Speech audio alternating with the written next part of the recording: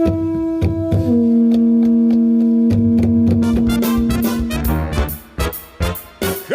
to you live from a little grass shack in the middle of the Pacific Ocean.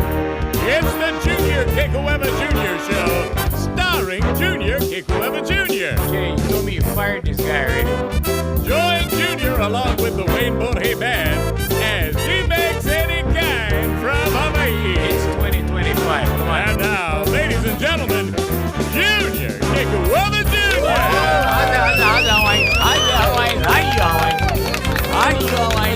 Okay, all right, okay. Whoa. Hey, cut off the beer already.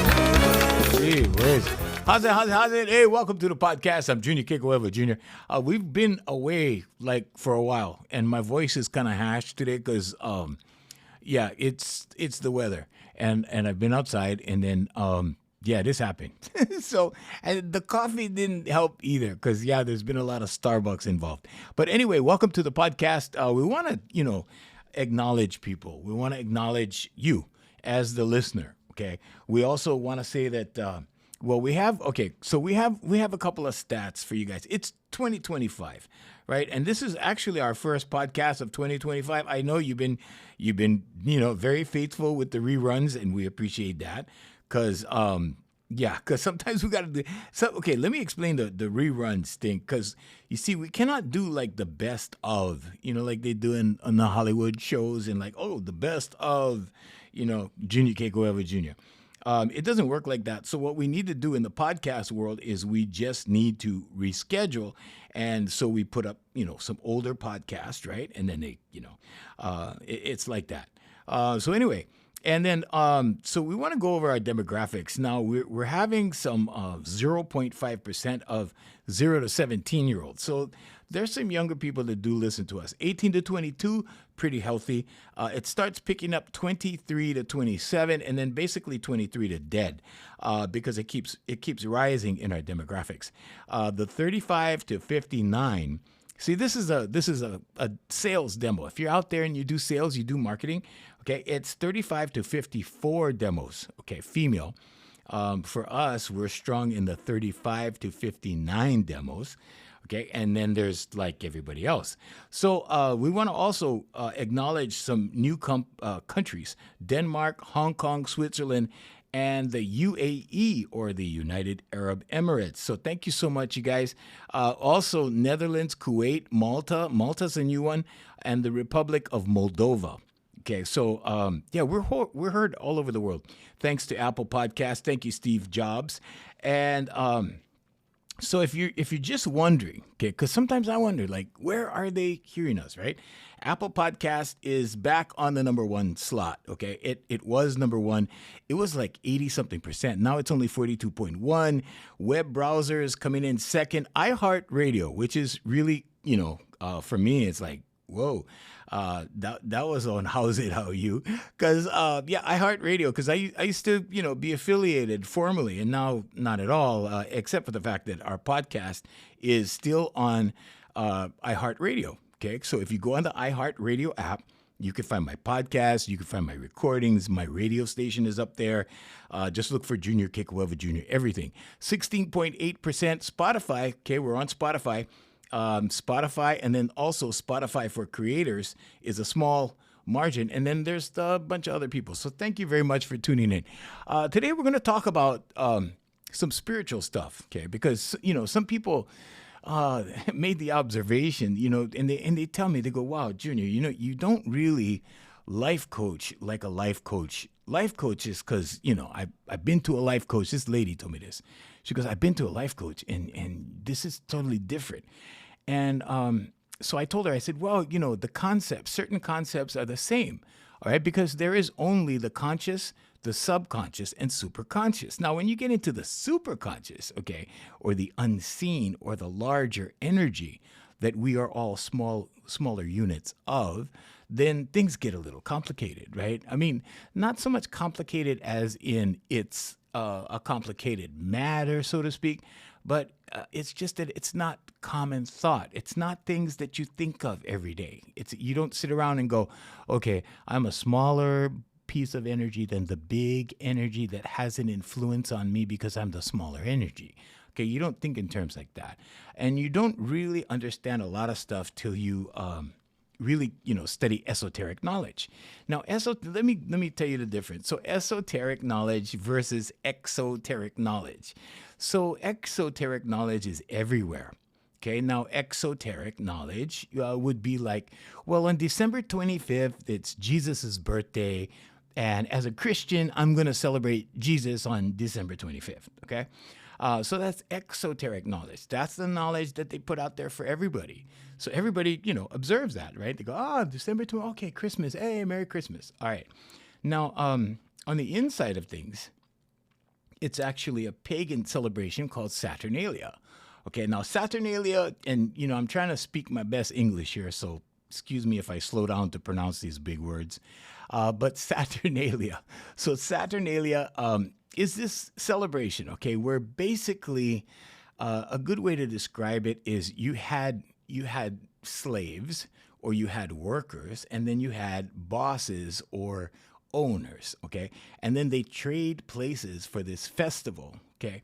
And then they kind of role play each other's role. Okay, so the masters would serve the servants, and the servants would serve the masters, and of course the masters could always indulge in stuff. Okay, and this would be the time where the servants got to indulge in stuff. Okay, now I'm gonna keep the podcast clean, but they did all kinds of stuff. Okay, none of it was Christian. Okay, now here's the thing about esoteric knowledge. When you study the esoteric meanings of the Bible, or you study esoteric meanings of, let's say the Great Pyramids, or the esoteric meanings of words, then you get to like the etymology of things, right? Or the roots of things, or the beginnings of things. And I'm not going to, bore you guys with details and stuff that will tie your brains in pretzels, right? Because you don't normally think about this stuff. But let me just say that the truth is hiding right there in front of you. It's right there in front of you, and you don't see it because you've been brought up to recognize it as something else. That's all. Okay, now for years I did that, and it goes back to my uncle, one of my uncles, my mom's youngest brother, and his thing was like, no, you need to know what the truth is or whatever. And you know what? It's not an easy thing when you're 13. So he did this from when I was 13. We talked about this before in the podcast, so I'm not going to get too deep into that part of it. But from 13, right? He's like, no, this is this right here. This, okay, this Easter thing with the bunny rabbit and the eggs? I'm like, yeah. He goes, it's a fertility celebration. It's not about Jesus. And I'm like, what? And he goes, no, they made it about Jesus, right? But then the people that did this were actually worshiping the sun, and that's why you have a sunrise service. And I'm like, ooh, okay, ouch. But when you first hear these things, right? And I share these things with people because, a lot of the people that are on my social media, okay, so let's say TikTok, I have 153,000 people. Facebook, I think, is about 29,000 something. And so my different social media, I'm not flexing. I'm just saying that, I discuss these things with people privately. And a lot of the people that I discuss it with privately are what you would call truthers or truth seekers, or, people who delight in hearing the truth, right? And the funny thing is a lot of them don't know, right? So I got a lot of these old ladies, and these old ladies, and some of them are the harshest, most cruelest old ladies that you could ever find. Like they'll come out and make comments about this, that, and the other thing. And then they do it in the name of God. So, yeah, I know. But anyway, but I find it kind of funny, and I let them hang out. I don't block them, or I let them hang out until it gets like, if it gets overbearing, I'm like, okay, I don't need this anymore. But really, and they're old men too. I'm not just saying it, but the old people, okay. And I'm not hating on old people, okay, but I'm hating on an old paradigm. Because they're not privy to esoteric knowledge, right? They only know the old stuff that everybody was conditioned into. Now, the kids, the younger kids, and let's say the dividing line starts around 40 and goes down. Okay, now those people, the majority of them have been raised with tablets. Well, maybe not the 40-year-olds, maybe the 35-year-olds. But between 35 and 40, they started, being privy to this stuff. So they know a lot of this stuff. Now, the people who will cling to the exoteric knowledge are normally people that, don't want to accept the fact that, there's something else. So they label it a conspiracy, right? Conspiracy theory. Oh, that's a conspiracy theory. I'm like, no, if you do your research, right?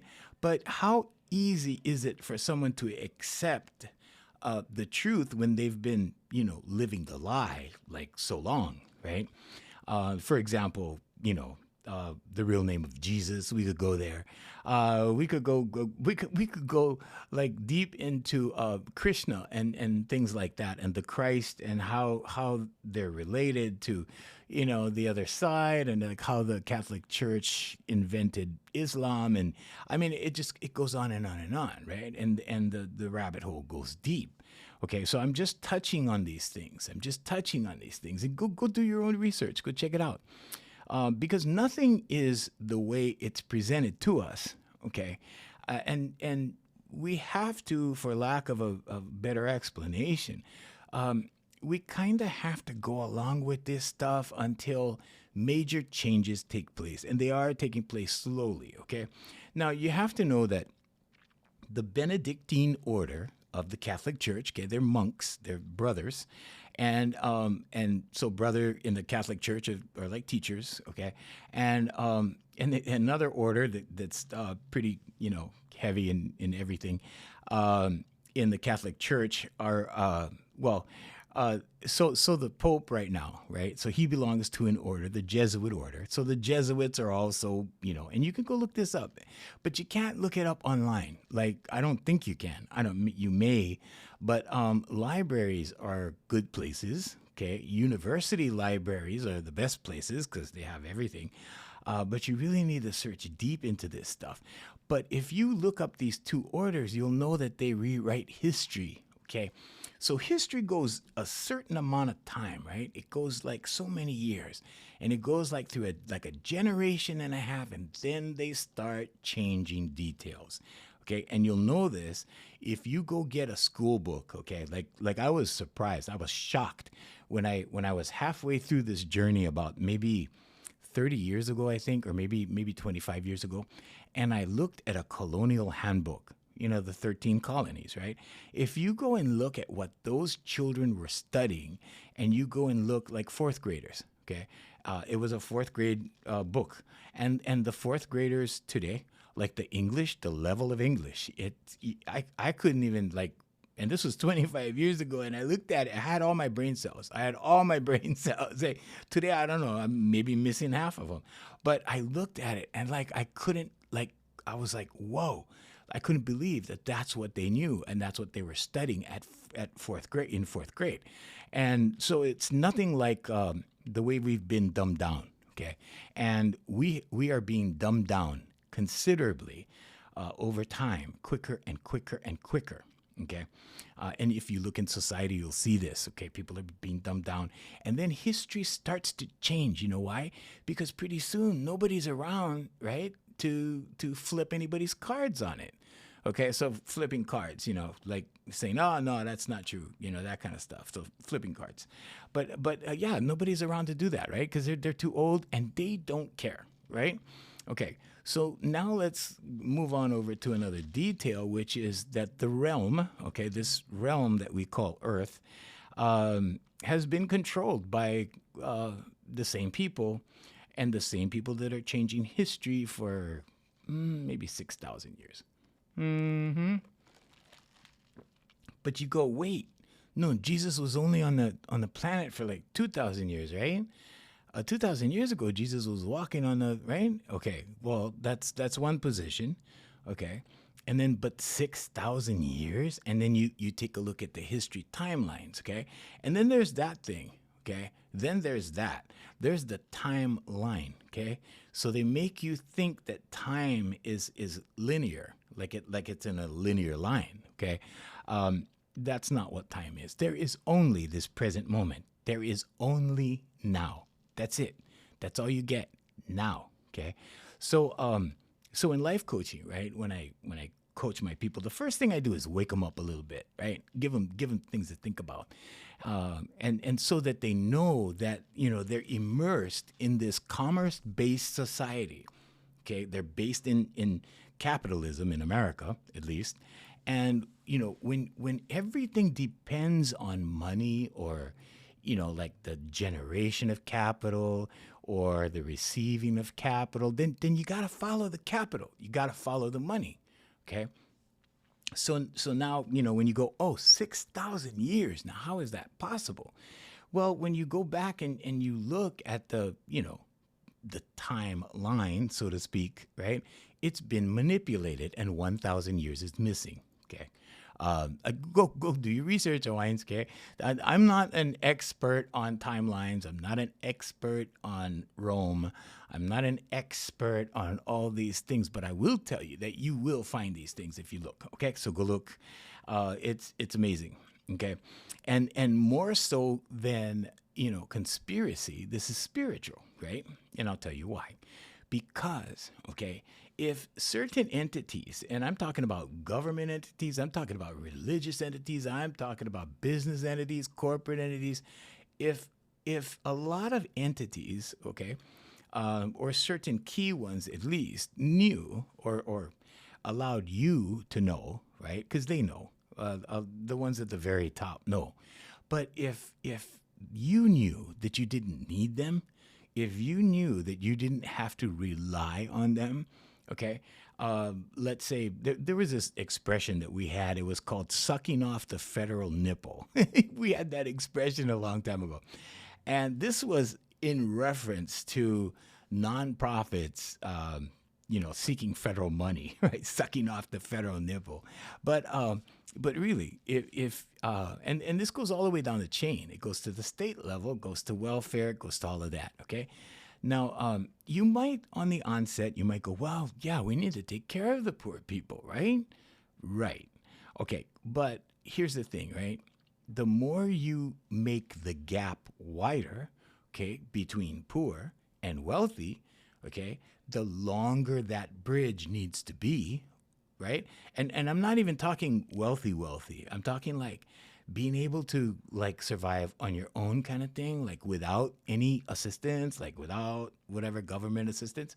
Okay. So as long as they keep that gap wide, okay, so that not very many people can cross that gap easily, what do? Well, they have people on assistance over here on the left, okay?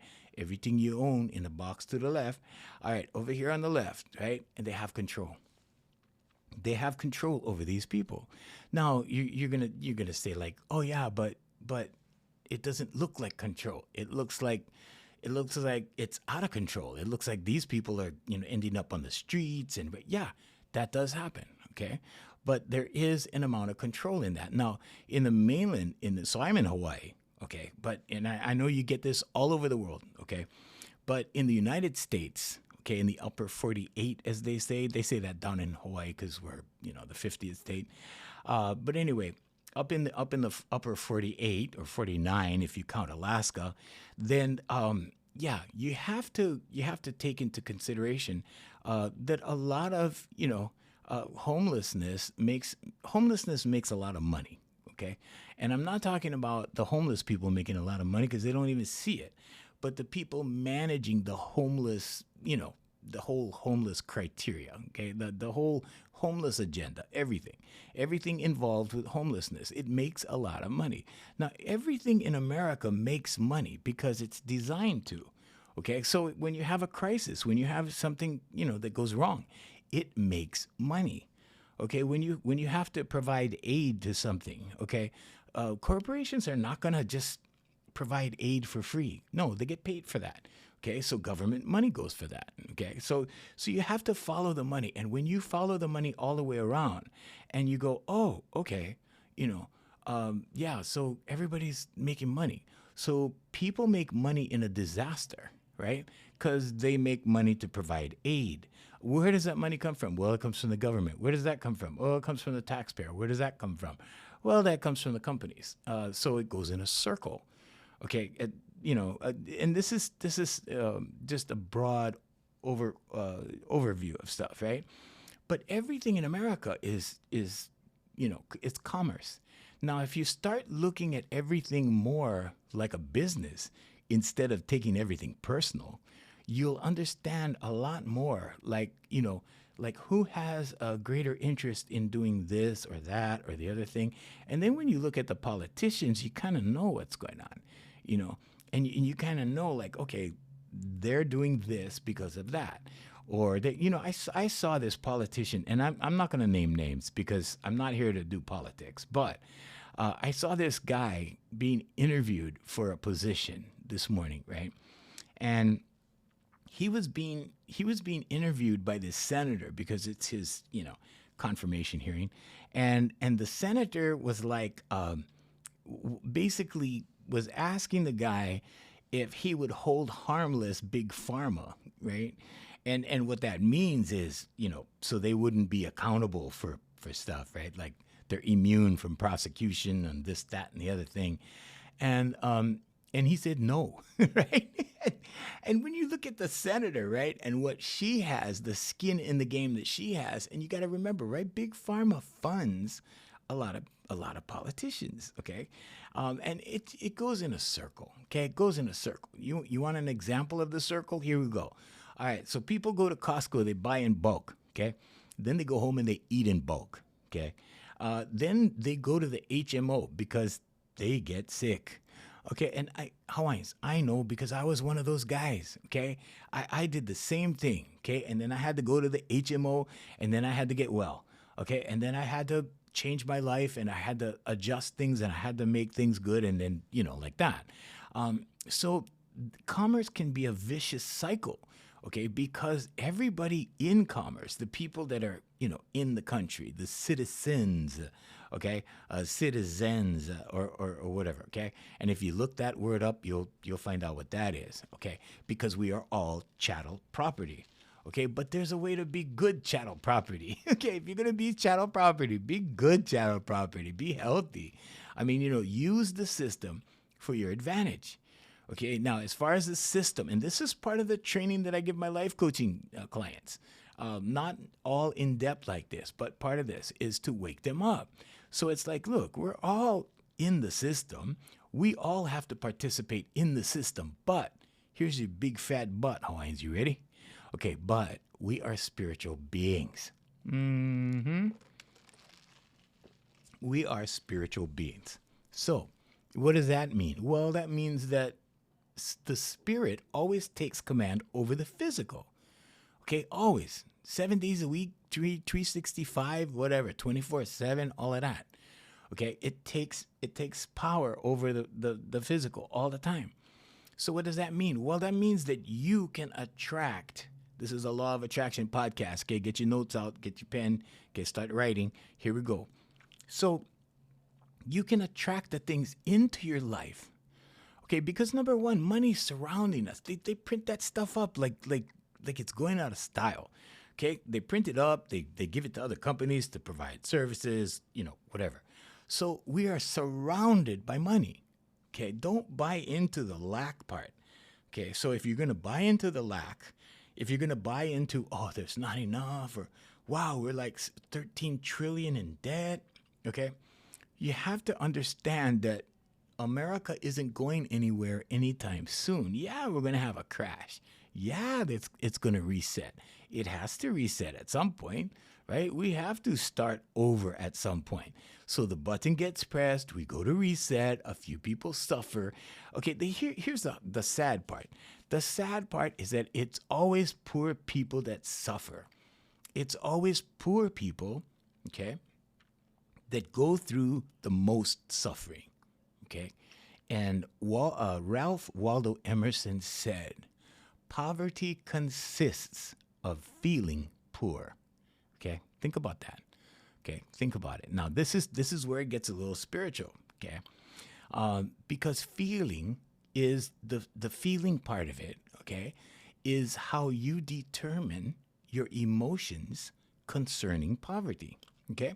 Now, if you're feeling poor, okay, right on, but you're going to attract more poverty. Okay. And that's why in the Bible, you know, where it says the to he that have shall be given more, to he that doesn't have shall be taken, you know, the rich get rich, the poor get poorer. It's because of the way you think about it and the way you feel about it. Okay. And you need to stay away from victim mentality speak. Okay, you know, when you're talking like, oh, I can't afford that. Oh, you know, the prices are ridiculous. You know, the taxes are going up like that. I can't even afford taxes. I can't even afford food to put on the table. Okay, get away from all of that. Stay away from negative self-speak in that regard. Okay, and the other thing that cracks me up is people that wear poverty like a badge of honor. Okay, there's nothing honorable about poverty at all. If you're walking around telling people how proud you are that you know, rich people are evil and people that have money, you know, must have cheated to get it or whatever, you come from the housing or you come from the street or whatever, okay? There's this politician I know. He became a politician, right? And for years, I was around him, and he always referenced the housing, right? And for him, it was like a badge of honor because, you know, he was trying to demonstrate to people that, look, I came from here and I succeeded, okay? And he did succeed, and he did a great job, okay? There's no argument about that. He did a great job, okay? Very talented man, okay? But here's the thing, right? He kept referring to the housing. So guess what? In his head, right, he's still from the housing. Now, I can guarantee you this, right? I don't know him like that well, you know, like go to his house, know him, you know, that kind of thing. But I bet you if I go to his house, it reflects the housing. Okay. So here's the thing, right? The conscious, the subconscious, superconscious. Okay. Now your subconscious runs your programs from like when you're a little kid, okay, up to like 3 years old. That's when you get your major hard, I wanna call it hard disk programs, okay? The real severe ones, the ones that kind of stay there unless you change it for life, okay? That kind, right? Now, your inner thoughts, your innermost thoughts, okay, the thoughts you keep thinking. A belief is a thought you keep thinking. Okay, now the things that you believe, okay, also form your paradigm. So your paradigm is your system of actions based upon what you believe, and you will act accordingly based on what you believe, okay? So when you do that, okay, so let's say you believe that, you know, poverty is a badge of honor. Okay, so you keep reiterating poverty in your life. You keep referring to it. You keep referring to it. Guess what? You are stuck in poverty in your head. Okay, and you need to get rid of that. And you know what? Like a long time ago, before I gotta say this because I gotta give her credit, right? Before I was ever involved in the law of attraction, before I learned all of this stuff, you know, my uncle had taught me a lot of stuff, right? But when I was about I want to say about 19, 20, well, in my early 20s, or my late 20s, late 20s. When I was with this girl, right, and I was engaged to her, my fiance, and this was my late 20s. And she would, you know, I would always complain, like, not really complain, but I'd mention it, right? I go, well, I don't know if we have enough money, you know, for this, that, and the other thing. And I would always speak it. And she would always tell me, don't even mention it. Don't talk about it. Just wait. And things will work out. Just wait. And so pretty soon I started taking her advice and I started waiting. I didn't talk about it. And guess what? There was a solution. A solution came. Okay. But if you're talking about these things, you will speak it into existence. Okay? Yeah, you will speak it into existence because your subconscious is listening. Okay, so I got over the habit of telling people how poor I was at a young age because I was poor.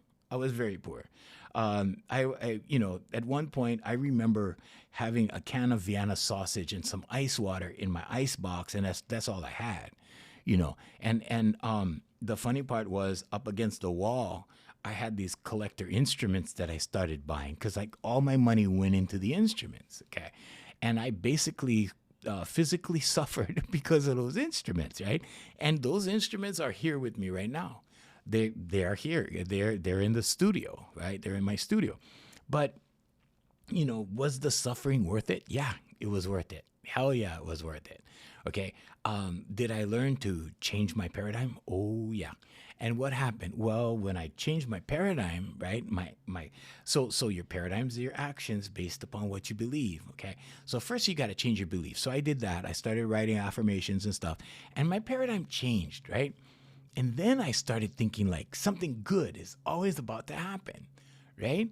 I started not saying things like, "Oh, I'm broke," or "You know how broke I am," or "You know how expensive this is," or "I can't afford that." Or you see, so these things go into your subconscious, and pretty soon it becomes a belief because you believe it. When you believe it, your subconscious goes, "Okay, we'll give you broke circumstances. We'll give you circumstances of lack. Okay, not enough. We'll keep you away from abundance because you said you're broke. So here we go, broke, right?"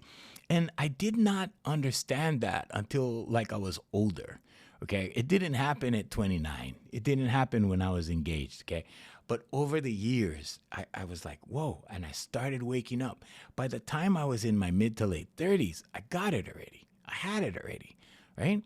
And these things, I remember working at this radio station, right? And I was wearing like Ralph Lauren shirts, and I was wearing Bali shoes, and the things that I liked because I thought it was really cool, right? Because I love horses. So, and I still wear them. I mean, that's all I wear, and people probably think it's well, look at Junior. It's pretty weird. He's always wearing horses.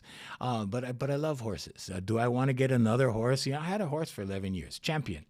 And do I want to get another horse? No. And I'll tell you why. Because I had the best horse, because she was the very best horse. I think anything else would be disappointing, And this is why you work your way up in life, Hawaiians, okay? You work your way up. Am I working my way up with my goals? Yes. Because, so I'm done with horses, okay? I had the best horse. God blessed me with the best horse, the best trainer, the best everything. And I even won, like, second place. I was lucky. I got put on a team with these three ladies, actually. This lady and her two daughters, and they really knew what they were doing. I was just lucky.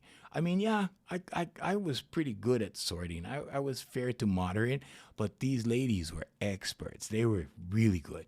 So I was really lucky, And if you're listening, Jojo, and your daughters, please give them my aloha and tell them I love them, because it was an experience of a lifetime. Let me tell you, those ladies knew what they were doing. Mm-hmm. So, getting back to your subconscious, okay? Now, this is the spiritual thing, because you can be in a system, you can be in a prison, you can be in the worst circumstances ever, okay? You can be on the street. I was sleeping on a sidewalk.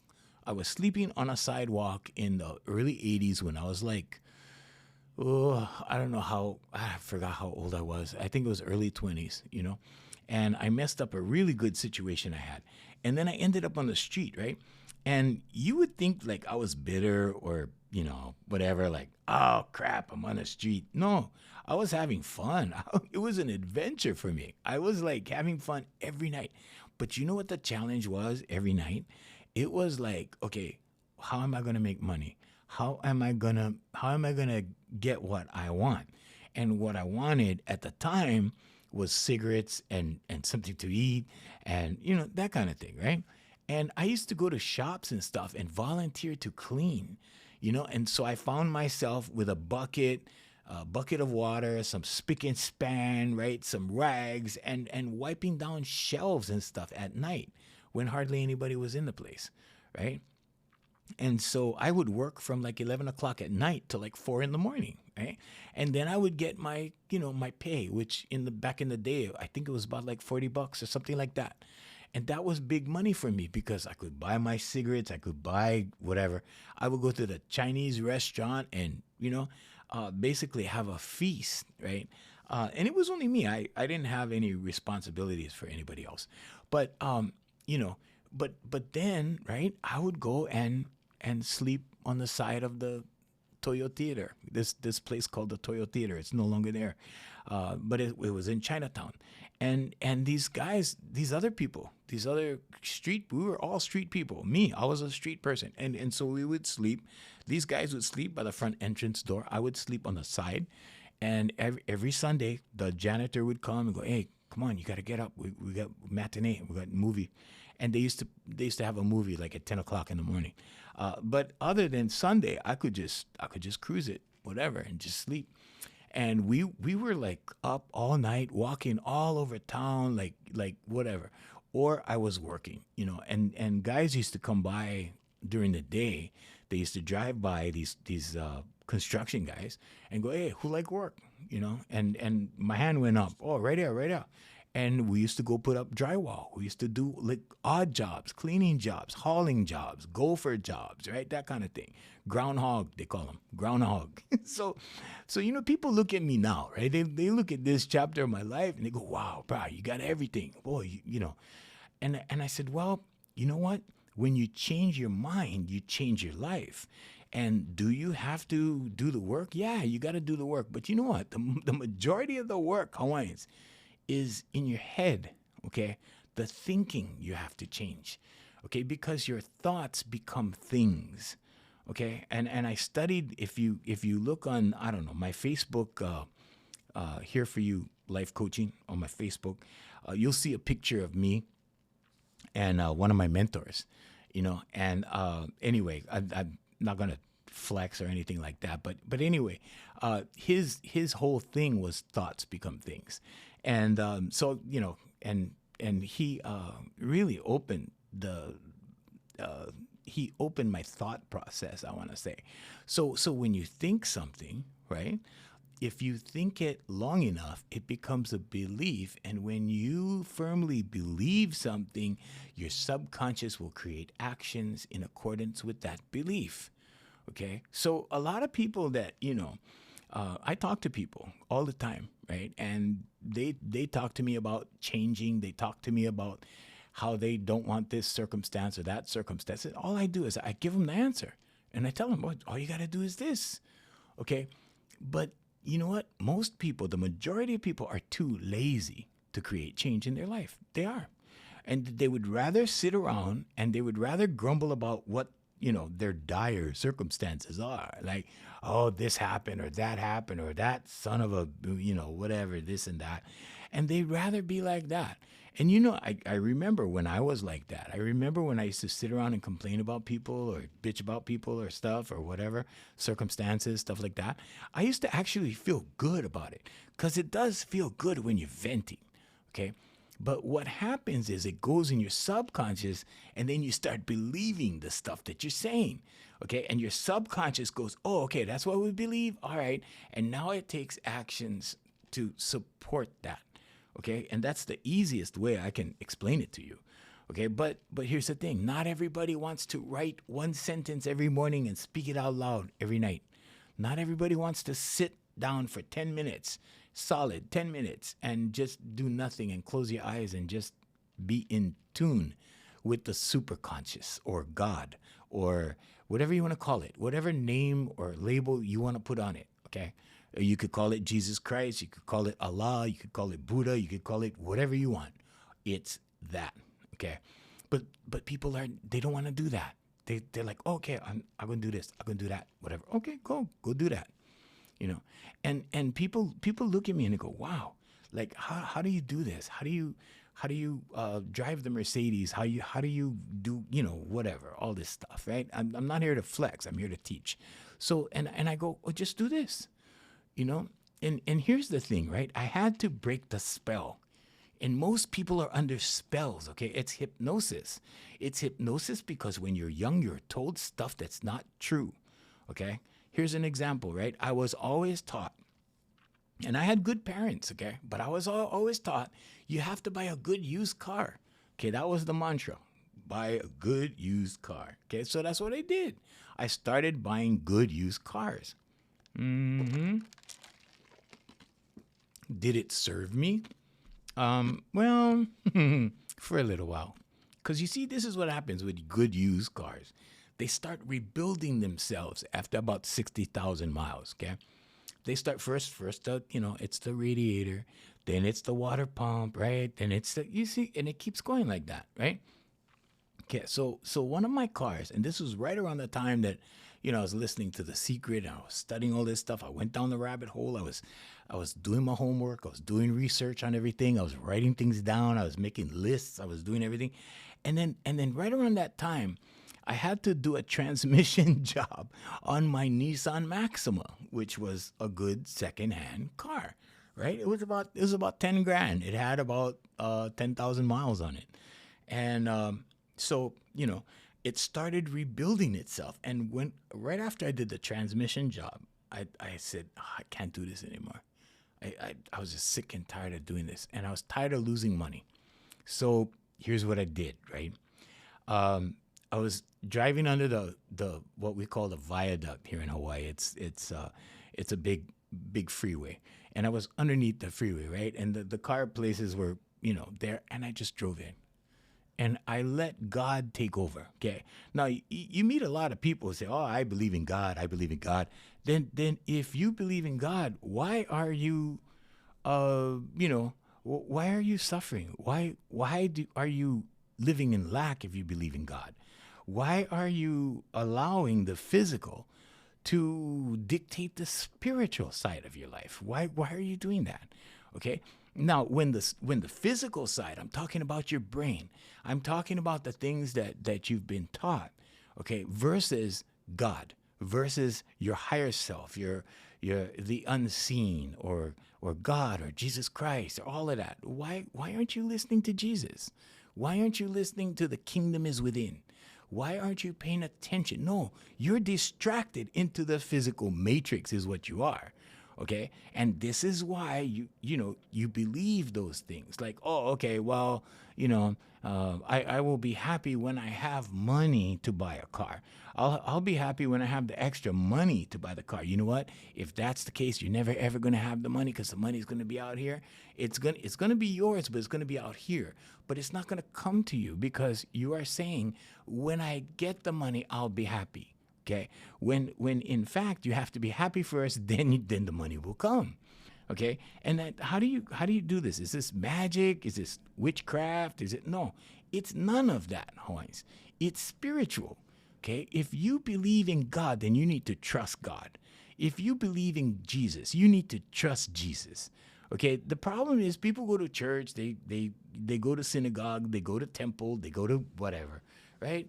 And I'm not just picking on one religion. I'm not picking on religion. I'm just saying people that, say, oh, well, or you can have your relationship with God, right? But if you don't trust God, if you're like, well, okay, wait, I believe in God, but I got to do this before I can do this. Or no. You focus on what it is you want, okay? And you give gratitude for what it is you want, and you write it down and you speak it and let it go. And your subconscious will take you in baby steps to it. Now, how long does it take to change? How long does that take to happen? In my experience, 2 months, okay? If you Google this stuff, you can get the answer, okay? It's as short as 66 days and about a year max, depending on your level of conditioning. And what do I mean? Well, you've been brainwashed into all this stuff, right? And I was told this over and over and over. And it even went into my classmates would tell me this stuff. Oh, when you get your license, when you're 16, you got to buy one good used car. Because you know what? When you drive them off the lot, the thing depreciate right away. You lose money.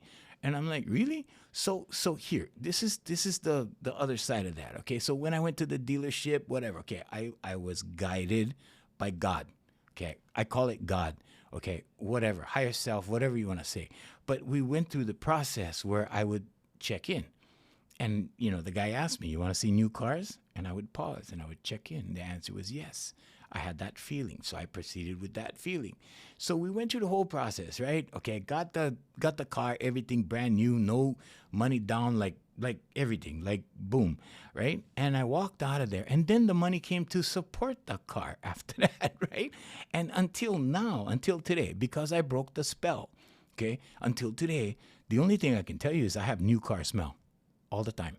I lease cars now. I mean, the last one, two, three, four, the last four cars were leases. Before that, they were all new cars, and they go all the way back to 2008.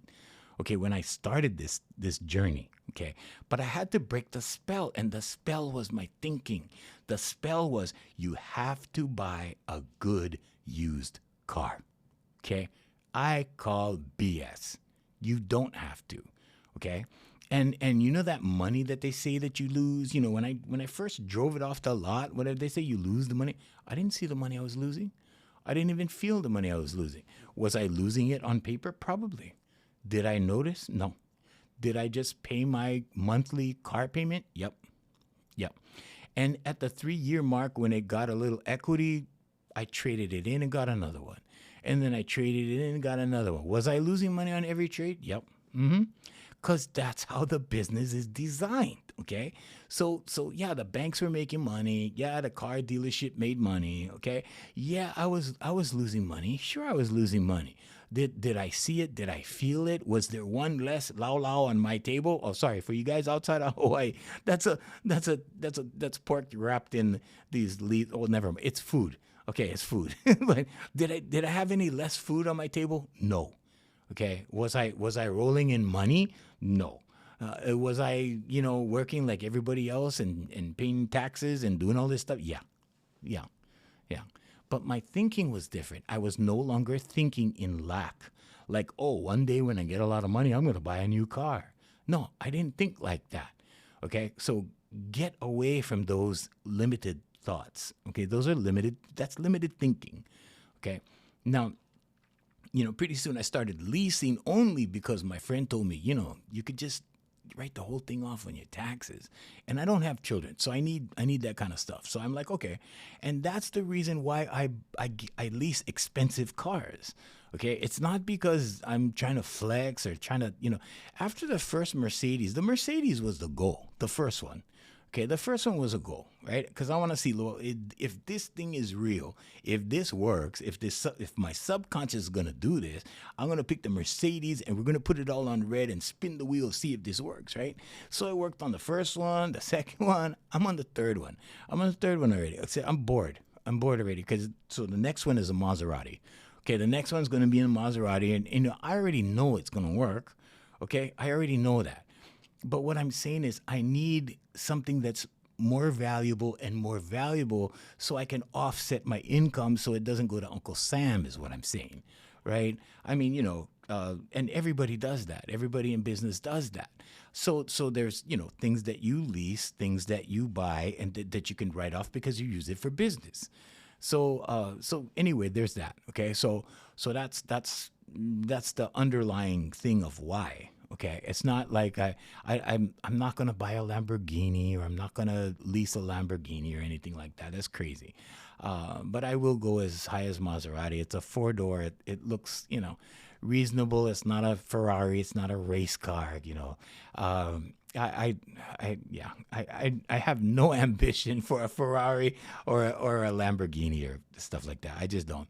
But Maserati, yeah, because I like the Triton. King Neptune's Triton, the emblem. I like that. So that's what attracted me to the Maserati. Not the car itself, not the Ferrari engine, not any of that. But anyway, but this is what I'm telling you, okay? Spiritually, that energy inside of you can attract anything. Okay, anything. I look at my closets. I look at the suits I have. I look at all this stuff I have. Is it because I made millions and millions and millions of dollars? No, not at all.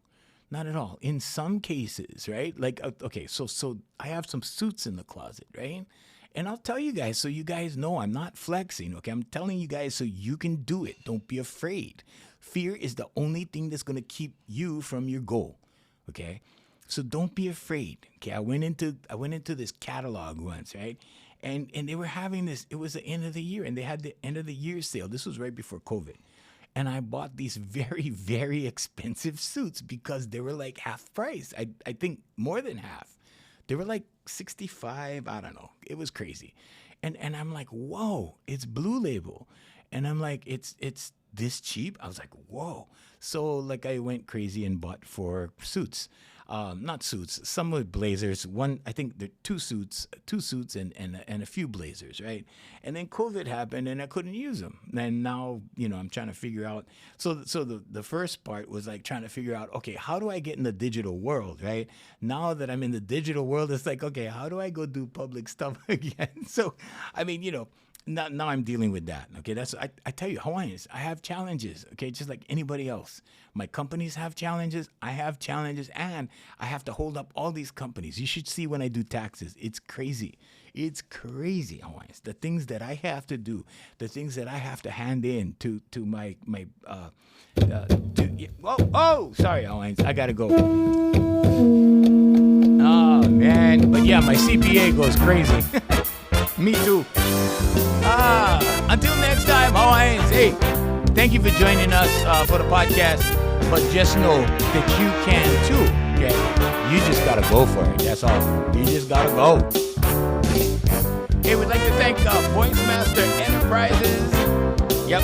Thank you to VoiceMaster Enterprises. Also, Darren Chinet, AFM Hawaii Music at afmhawaiimusic.com. Until next time, I'm Junior King Forever Jr. Saying mahalo and